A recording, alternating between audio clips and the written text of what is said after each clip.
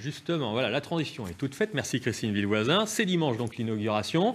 Pour se souvenir que Nantes au XVIIIe et XIXe siècle se donnait un commerce assez particulier, pas très glorieux. Une période qui intéresse les historiens depuis les années 80, l'esclavage. Et l'un des spécialistes en est Éric Saugera. Reportage de Denis Leroy.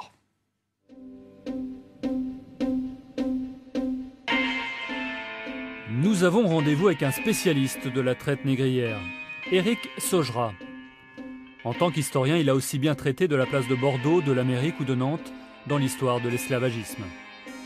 Pourtant, il y a 25 ans, évoquer le sujet dans la bonne société n'allait pas de soi.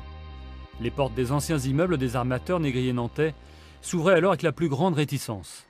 On est dans l'île Feydeau et jusqu'à une époque très récente, les façades des immeubles étaient souvent en très mauvais état. Il y avait des façades extrêmement lépreuses, un petit peu comme si on avait du mal à montrer la réalité telle qu'elle existait au XVIIIe et au XIXe siècle. À l'époque, le commerce négrier étant parfaitement admis et légal, les documents maritimes et commerciaux n'ont jamais manqué et sont largement consultables. Plus rares sont les documents privés des familles. Et là, Éric Saugera, l'historien, a fini au fil du temps par avoir ses entrées. Vous pouvez m'ouvrir la porte, s'il vous plaît? Merci beaucoup. Oui, ben, on peut monter, hein. Pas de problème. Merci, à tout de suite. De la fenêtre, vue sur la place de la Petite Hollande et plus loin la Loire. Dans cet appartement chargé d'histoire, vit une dame, descendante indirecte de Mathurin Trottier, un armateur nantais.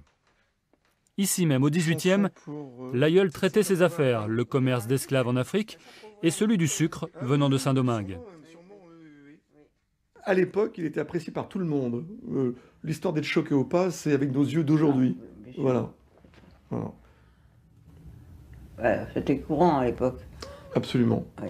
Et enfin, ça a été quand même un peu la fortune de Nantes aussi. C'était beaucoup, la fortune de Nantes. Oui.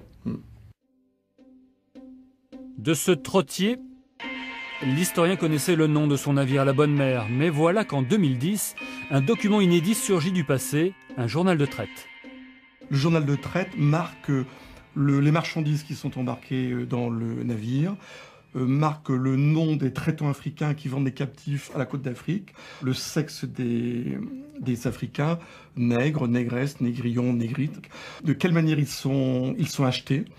Ils sont achetés contre quel type de marchandises. Donc tout ça, c'est extrêmement bien défini. Cette histoire de la Bonne Mère, navire négrier nantais, par Éric Saugera, est publiée avec le soutien de l'Association des Anneaux de la Mémoire. Et le voilà justement, ce bel ouvrage que vous pouvez trouver donc, aux éditions Les Anneaux de la Mémoire, comme le disait Denis Leroy. N'oubliez